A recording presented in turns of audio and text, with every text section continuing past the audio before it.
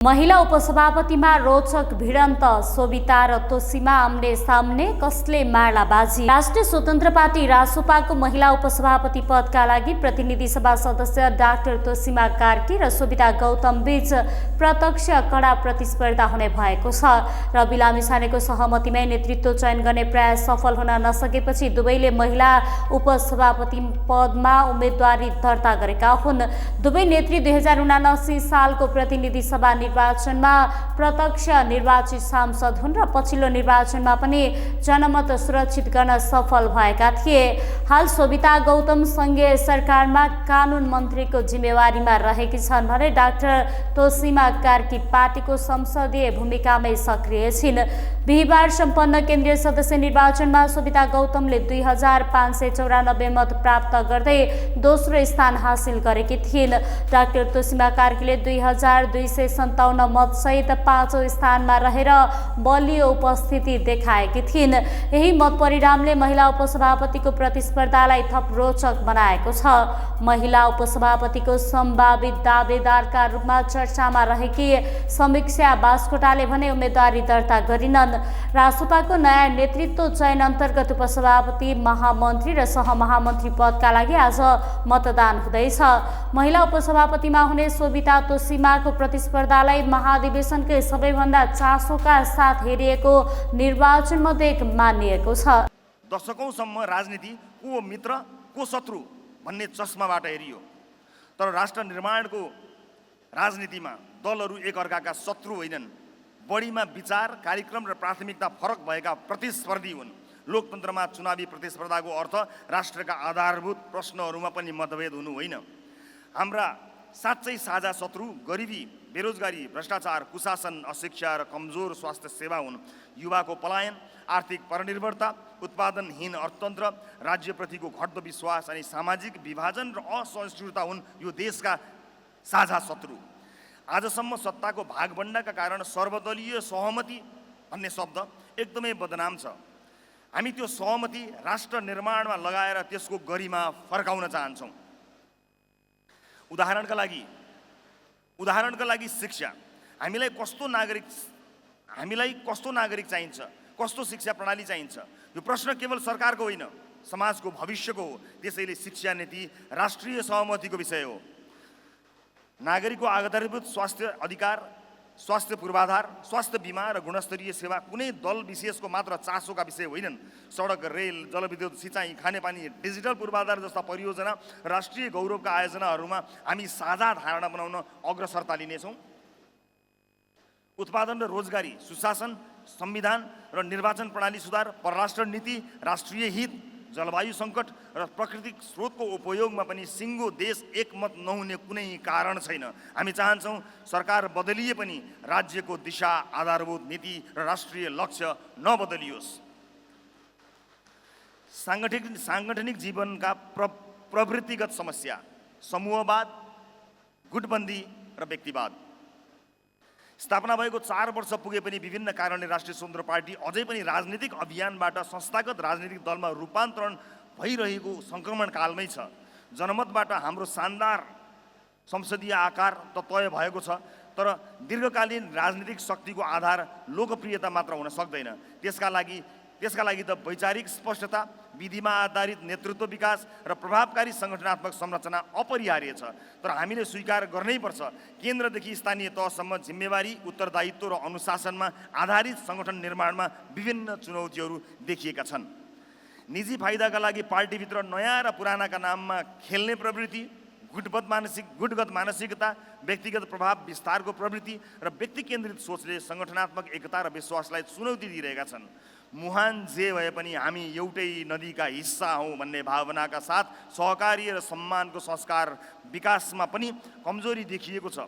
समूहगत संरक्षणवादले योग्य तथा प्रतिबद्ध सदस्यहरूलाई निरुत्साहित बनाइरहेको गुनासो पनि छ। प्रारम्भिक योगदानका आधारमा विशेष अधिकार खोज्ने र आफूमाथि चुनौती हुन सक्छ भनेर राम्रा व्यक्तिलाई पार्टीमा आउनबाट रोक्ने प्रवृत्ति पनि देखिएकै छ। नियमित सम्पर्क, संवाद र क्षमता विकासको अभावमा सदस्यहरूमा निराशा र निष्क्रियता बढ्ने जोखिम पनि छ। सङ्गठन विधिभन्दा व्यक्तिमा निर्भर होला कि भन्ने चिन्ता पनि बढेको छ। यो महाधिवेशनपछि पार्टीमा पूर्व समूह भन्ने र निजी स्वार्थका लागि मुहान खोज्ने काम सधैँका लागि बन्द हुनुपर्छ र आउँदा दिनमा नेतृत्व चयन खुला, प्रतिस्पर्धात्मक, पारदर्शी र योग्यतामा आधारित हुनुपर्छ। प्रशिक्षण, मार्गदर्शन र राजनीतिक संस्कार निर्माणलाई सङ्गठनको केन्द्रीय कार्यभार बनाउन आवश्यक छ। सङ्गठन विस्तार, सुदृढीकरण र शुद्धिकरणलाई अब समान प्राथमिकताका साथ अगाडि बढाउनुपर्छ। चाकडी होइन, उत्पादन र उद्यमसँग जोडिएका पार्टी सदस्य। राष्ट्रिय स्वतन्त्र पार्टी निर्माण गर्न खोजेको सदस्य केवल राजनीतिक गतिविधिमा सीमित व्यक्ति होइन, समाजमा मूल्य सिर्जना गर्ने, उत्पादन बढाउने र उद्यमशीलताको अभ्यास गर्ने नागरिक पनि हो। हाम्रो विश्वास छ राजनीति केवल राज्य सत्ताको अभ्यास होइन, समाज र अर्थतन्त्रको सकारात्मक रूपान्तरणको माध्यम पनि हो। त्यसैले पार्टीका सदस्यहरूलाई उत्पादन, उद्यम, नवप्रवर्तन र आत्मनिर्भरतासँग जोड्ने विशेष अभियान सञ्चालन गरिनुपर्दछ। हरेक सदस्यको राजनीतिक योगदान जति महत्त्वपूर्ण छ, उत्पादनमूलक र उद्यमशील क्षेत्रमा उसको संलग्नता पनि त्यतिकै महत्त्वपूर्ण हुनुपर्छ।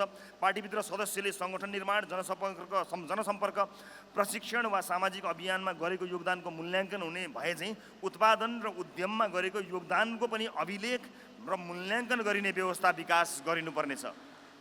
यसले सदस्यलाई अनुत्पादक राजनीतिक संस्कृतिबाट सृजनशील र आत्मनिर्भर संस्कृतितर्फ लैजान प्रेरित गर्नेछ। पार्टीले पनि सदस्यहरूलाई उद्यमशीलता र उत्पादनसँग जोड्न आवश्यक सहजीकरण गर्नेछ।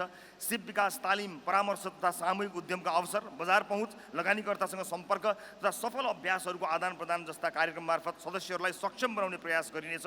पार्टी स्वयं व्यवसाय सञ्चालन गर्ने संस्था होइन, तर उद्यम गर्न चाहने सदस्यलाई आवश्यक जानकारी, समन्वय र सहजीकरण प्रदान गर्ने अभियानकारी शक्ति बन्नेछ। हामी यस्तो राजनीतिक संस्कृतिको विकास गर्न चाहन्छौँ जहाँ सदस्यको परिचय र प्रगति उसको पहुँच र प्रभावको झ्यालबाट होइन, उसले सिर्जना गरेको उत्पादन, स्थापना गरेको उद्यम, दिएको रोजगारी र समाजमा पुर्याएको योगदानको मूल ढोकाबाट होस्। जनताले पार्टी सदस्यलाई केवल भाषण गर्ने व्यक्तिका रूपमा होइन, आफ्नै श्रम र सिर्जनाबाट समाजमा परिवर्तन ल्याउने व्यक्तिका रूपमा देख्न सकुन्।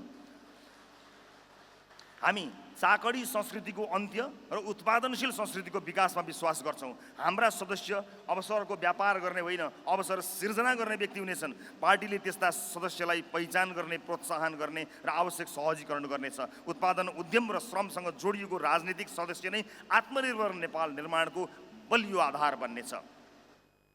लिडरसिप एकाडेमी नयाँ राजनीतिक संस्कारको शिक्षालय। लोकतान्त्रिक व्यवस्थाको सफलता केवल हाम्रो संविधानमा संवैधानिक संस्थाहरूबाट सुनिश्चित हुँदैन, बरु त्यसलाई सञ्चालन गर्ने नेतृत्व क्षमता, नैतिकता, दृष्टिकोण र कार्य संस्कृतिबाट सुनिश्चित हुन्छ। नेपालमा व्यवस्था परिवर्तनका अनेक उपलब्धि भए पनि सक्षम, उत्तरदायी र परिणाममुखी राजनीतिक नेतृत्व निर्माणमा अपेक्षित प्रगति हुन सकेन।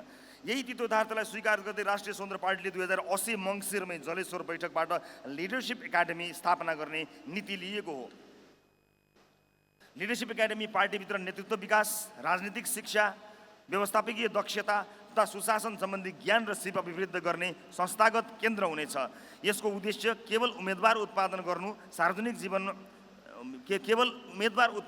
होइन, सार्वजनिक जीवनमा जिम्मेवारीपूर्वक काम गर्न सक्ने नैतिक, सक्षम र जनउत्तरदायी नेतृत्व तयार गर्नु हुनेछ। लिडरसिप एकाडेमीले छिट्टै कार्यविधि र पाठ्यक्रमका आधारमा सञ्चालन हुनेछ। सुशासन, सार्वजनिक प्रशासन, नीति निर्माण, नेतृत्व विकास, अर्थतन्त्र, कानुन र न्यायिक सेवा सम्बन्धी नियमित प्रशिक्षण हुनेछन्। चुनावी उम्मेदवार बन्न इच्छुक व्यक्तिहरूलाई क्यान्डिडेट क्लब तथा लिडरसिप एकाडेमी मार्फत प्रशिक्षण, मूल्याङ्कन र क्षमता विकास प्रक्रियामा सहभागी गराइनेछ। विषयविज्ञ, अनुभवी प्रशासक, शिक्षाविद तथा पेशागत नेतृत्वको सहभागितामा व्यावहारिक र सैद्धान्तिक अध्ययनको व्यवस्था गरिनेछ। सहभागीहरूको नियमित मूल्याङ्कन, कार्य सम्पादन परीक्षण र नेतृत्व क्षमताको अभिलेखीकरण गरिनेछ।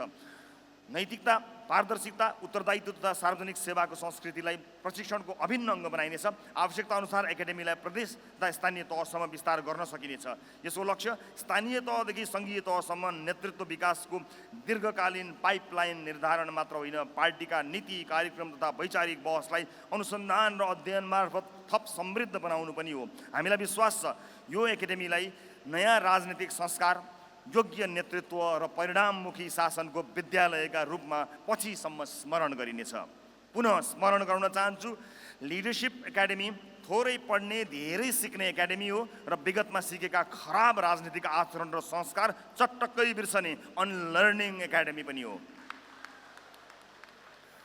प्रिय प्रतिनिधि मित्रहरू, हामीले साबित गर्नु छ रासोपा हाम्रा आलोचकहरूले भने जस्तो क्षणिक लोकप्रियतावादी शक्ति होइन, बरु यो दीर्घकालीन संस्थागत र परिवर्तनकामी राजनीतिक शक्ति हो। हामीले प्राप्त गरेको जनमत अन्तिम उपलब्धि होइन, ठूलो यात्राको प्रारम्भिक आधार मात्र हो। त्यसलाई दीर्घकालीन जनविश्वासमा रूपान्तरण गर्न विधि, पारदर्शिता, सुशासन र समर्पण आवश्यक छ। पार्टीमा वास्तविक सुधार त्यति बेला सम्भव छ जब व्यक्तिभन्दा विधि, मभन्दा हामी र स्वार्थभन्दा साझा उद्देश्य माथि राख्ने संस्कार विकसित हुन्छ। हामी परिपक्व र परिष्कृत हुँदै जाँदा जनसमर्थनको आकार पनि निरन्तर फराकिलो भइरहेको छ। हामीले आफ्नै पौरखमा यो पार्टीलाई हुर्काएर विशाल वृक्ष बनाउँदैछौँ। हाम्रो दृढ सङ्कल्प, निरन्तरको प्रयास र जनतासँगको अटुट सम्बन्ध नै हाम्रो सबैभन्दा ठुलो शक्ति हो। त्यसैले आत्तिनुपर्ने वा निराश हुनुपर्ने कारण छैन। हामीले आलोचना र निन्दालाई हाम्रो शक्तिको बढोत्तरीको परिणाम मान्नुपर्नेछ। बरु अब पहिलेभन्दा अझ बढी ऊर्जाका साथ अगाडि बढ्ने बेला आएको छ। हामीले देखेको सपना, नागरिकले राखेको आशा र परिवर्तनको यो अभियानलाई सार्थक बनाउन हामी एक ढिक्का भएर लाग्नुपर्छ। अब हामीसँग स्पष्ट भिजन हुनेछ, त्यसलाई कार्यान्वयन गर्ने सक्षम नेतृत्व हुनेछ र सबैभन्दा महत्त्वपूर्ण कुरा जनताको अपार साथ हामीसँग छ। यी सबैलाई समेटेर अगाडि बढ्न सके नेपालको राजनीतिमा नयाँ आयाम थपिनेछ र रासोपा देशकै अग्रणी मूलधारको विशाल शक्तिको रूपमा दीर्घकालीन रूपमा स्थापित हुनेछ। प्रिय प्रतिनिधि मित्रहरू, राष्ट्रिय स्वतन्त्र पार्टीलाई छोटो समयमै नेपाली राजनीतिको अग्रपङ्क्तिमा ल्याउन अतुलनीय योगदान पुर्याउने सम्पूर्ण नेताहरू, सङ्गठनमा खटिने कर्मठ सदस्यहरू, देश तथा विदेशमा रहेर निरन्तर साथ दिने शुभेच्छुक, साथै पार्टीले समय समयमा सञ्चालन गरेका विभिन्न अभियानहरूमा सक्रियतापूर्वक सहभागी भई अमूल्य समय र ऊर्जा प्रदान गर्ने सम्पूर्ण महानुभावहरूप्रति हार्दिक धन्यवाद ज्ञापन गर्दछु। तपाईँ हाम्रो अथक प्रयास, दृढ सङ्कल्प र निस्वार्थ सहयोग बिना यहाँसम्मको यात्रा पनि सम्भव नै थिएन। तपाईँहरूकै साथ, समर्थन र सक्रियताले रासोपा नयाँ वैकल्पिक राजनीतिक शक्तिबाट मूलधारको राजनीतिक शक्तिको रूपमा स्थापित भएको छ र सुशासन, पारदर्शिता र विकासको एजेन्डामा जनभावनाको प्रतिनिधित्व गर्दै अगाडि बढेको छ। सीमित कमी कमजोरीलाई सच्याएर रासोपालाई वैकल्पिक होइन, निर्विकल्प राजनीतिक शक्तिका रूपमा उभ्याउने हाम्रो दृढतामा सबै पक्षबाट सकारात्मक प्रतिक्रिया र सहयोग प्राप्त हुने अपेक्षा गरेको छु। अन्त्यमा यस प्रतिवेदनलाई रासोपाको राजनीतिक इतिहासको एउटा महत्त्वपूर्ण टर्निङ पोइन्ट बनाउन, अझै जनमुखी र व्यावहारिक बनाउन यहाँहरूबीच व्यापक र गहन छलफल हुने अपेक्षा राखेको छु। साथै पार्टी सभापतिका रूपमा मैले लिएका निर्णय र गरेका काम कारबाहीबारे समेत रचनात्मक आलोचना सहितको टिप्पणी सुझावको अपेक्षा गरेको छु। पार्टीलाई स्पष्ट दिशानिर्देश गर्न यो पहिलो ऐतिहासिक महाधिवेशन पूर्ण सफल हुनेछ र हामी आन्तरिक प्रतिस्पर्धाका पीडा होइन, थप उत्साहका साथ फर्कनेछौँ भन्ने अपेक्षा सहित यो प्रतिवेदन महाधिवेशनको हल समक्ष पेश गरेको छु। धन्यवाद। जय घन्टी। रवि लामिछाने, सभापति, प्रथम राष्ट्रिय महाधिवेशन, असार 9, 2083।